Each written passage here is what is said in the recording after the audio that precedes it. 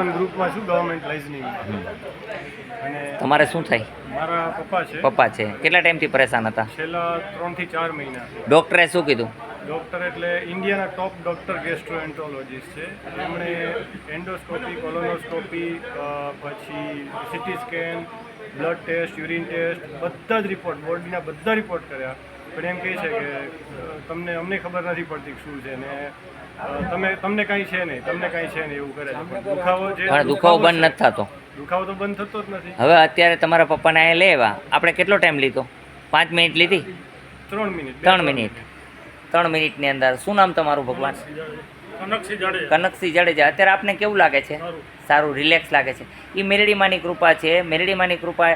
7-8 મેલડીમાંને ફરી લેજો. 7-5 લીમડાના ખાઈ લેજો ધોઈને, બરાબર? તમને ક્યારેય દુખાવો નહીં થાય. મેં તમને કીધું એક ગેસ છે એવો સાઈડમાં ભરાય છે નસની અંદર, એ બહાર નીકળી ન શકતો, પણ મેં તમને જે દવા અપાવું છું એનાથી ગેસ ક્યારેય થશે નહીં. બટેટા ખાવા નહીં, કઠોળ ન ખાવું, નમ્ર વિનંતી.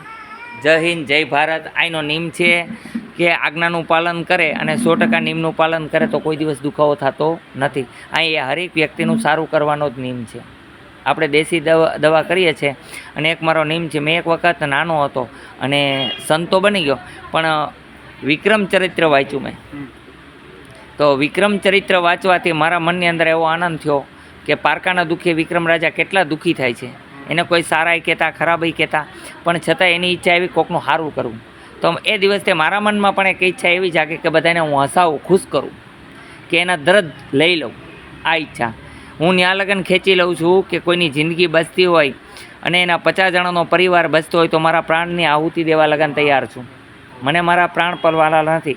હું ભગવાનને કવચ છું નિત્ય કે મારી જિંદગીથી કોઈની જિંદગી બચી જતી હોય તો મારી જિંદગી દેવા હું તૈયાર છું. મને કોઈ સ્વાર્થ નથી. કામ, ક્રોધ, લોભ, મોહ, માયાથી પર થઈને અહીંયા બેઠા છે. તમે લેબોરેટરી ચેક કરાવી શકો કે એક વખતે અમારા મનની અંદર કોઈ ખોટો વિચાર આવ્યો હોય તો અમને જીવતા સમાધિ આપી શકો છો. અહીંયા કોઈ પૈસા લેવામાં આવતા નથી. આપની પાસે કોઈ પૈસા માગવામાં આવ્યા? અહીંયા કોઈ ચાર્જ નથી. અહીંયા જમવાની સુવિધા માટે બપોર અમે ગાંઠિયા અને લાડવાની સુવિધા કરી શકીએ. મારી પાસે માણસો નથી, એટલે મારી તો એક આખરી ઈચ્છા એવી છે કે અહીંયા બધા હરિહર કરતા હોય, જમતા હોય, આવી ઈચ્છા છે.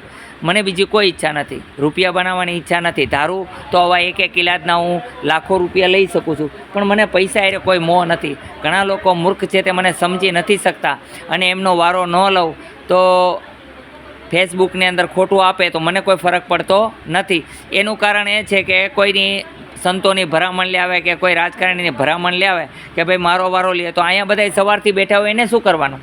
એને માટે હું કોઈની ભરામણ લેતો નથી. જેને જે કરવું હોય તે છૂટ છે. મારે તો અહીંયા હનુમાન હાલે છે ને હનુમાન કેમ કરું છું. અહીંયા સંતો આવ્યા હોય તો આપણે સંતની ભેગ છે તો એને માન દઈને એકને લઈ લઈ, બરાબર છે કે સંત માટે માન છે. પણ હવે એમ કે મારો સેવક છે અને મારી એટલી બધી ઓળખાણ છે, લઈ લ્યો, તો હું લેતો નથી. કારણ કે નિયમ બધા માટે લાગુ પડે. અહીંયા કોઈ નાત જાતના ભેદભાવ નથી. હિન્દુ, મુસલમાન, શીખ, ઈસાઈ કોઈ પણ વર્ણ આવે સૌ સરખા છે ને એક સમાન બેસાડવામાં આવે છે. અહીંયા કોઈ પણ પ્રકારના ધર્મના ભેદભાવ નથી. જય હિન્દ, જય ભારત, જય હનુમાન. આવું હનુમાનજીનું કામ છે. આપને કેવું લાગ્યું? બહુ સરસ, બહુ સરસ. ફ્રી ઓફ ઇલાજ છે. અહીંનો સમય છે મળવાનો સવારે 9 થી 12, સાંજે 4 થી 6. આવવા માટે આટકોટ આવો. આટકોટથી ગયણી, ગયણીથી થોરખાણ રોડ ઉપર આદેશ આશ્રમ ચેતન હનુમાન આવેલું છે. મેં આ આશ્રમ બનાવ્યો તો મેં કોઈ પાસે ભીખ માંગીને નથી બનાવ્યો, ક્યારે પૈસા નથી માંગ્યા. અને 4 ગામમાં એમ કોઈ ન કહી શકે કે 5 રૂપિયા બાકી છે.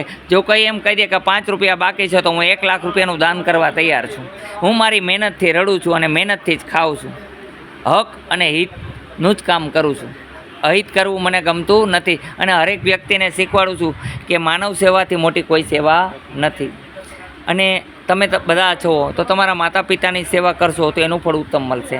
તમે લાખ વાર તમે ભગવાનને પૈગે લાગવા જાઓ, ના નથી પાડતો. ભગવાન કહે છે કે મારી પાસે પછી આવ, પહેલાં તારા માતા પિતાને માન. સ્ત્રી છે એના પતિની ભક્તિ કરે અને એના પતિમાં જ ભગવાન જુએ તો ચરિત્રવાન સ્ત્રીની કિંમત થાય છે. ભગવાન પણ એની હંમેશા સત્યવંશે અને ઝૂકાય એમ ઝૂકી જાય છે. અને પતિ છે પરસ્ત્રીને મા બેન દીકરી સમાન ગણે અને પરાઈ સ્ત્રીને માતા સમાન ગણે તો એની સામે પણ ભગવાન ઝૂકી જાય છે. જે લક્ષ્મણજી હતા એની કોઈ સમય જોયું નથી એટલે જતી કહેવાના, ગોરખ જતી કહેવાના. નવનાથ 84 સિદ્ધની અંદર અમે નાથ સંપ્રદાયમાં થઈ તો એવા ગોરખ જતી થઈ ગયા કે એની કોઈને મચક ન આપી, કોઈ પણ સ્ત્રીમાં કે મોહમાં ન આવ્યા, એટલે એનું ઊંચું નામ છે. સંત કેને કહેવાય? જેને તંત ન હોય એ સંત કહેવાય. રાજ ગાદીનો મોહ ન હોવો જોઈએ, વૈભવનો મોહ ન હોવો જોઈએ. રાજા ભરતરી ગોપીચંદ રાજા હોવા છતાંય સર્વ ચીજનો ત્યાગ કર્યો, એ સંત છે. વાત વાતમાં અહંકાર કરે તે સંત નથી. અહીંયા કોઈ અહંકાર અભિમાન છે નહીં, અમે કાંઈ નથી. મને ગાદીપતિ થવાનો પણ કોઈ મોહ નથી. મેં અહીંયા રામચંદ્ર ભગવાનને ગાદીપતિ તરીકે નિયુક્ત કર્યા છે. અહીંયા કામ કરે છે હનુમાનજી અને ગણપતિ મહારાજ, પણ અહીંયા જે ગાદીપતિ છે તે રામ છે. કારણ કે કાલ સવારે મને ગાદીનું અભિમાન પણ ન આવે એ માટે. અને હું હરેક વ્યક્તિમાં ભગવાન જોઉં છું. જાણતા અજાણતા મારાથી કોઈ અપશબ્દ કહેવાઈ ગયા હોય તો મને ક્ષમા કરજો. જય હનુમાન.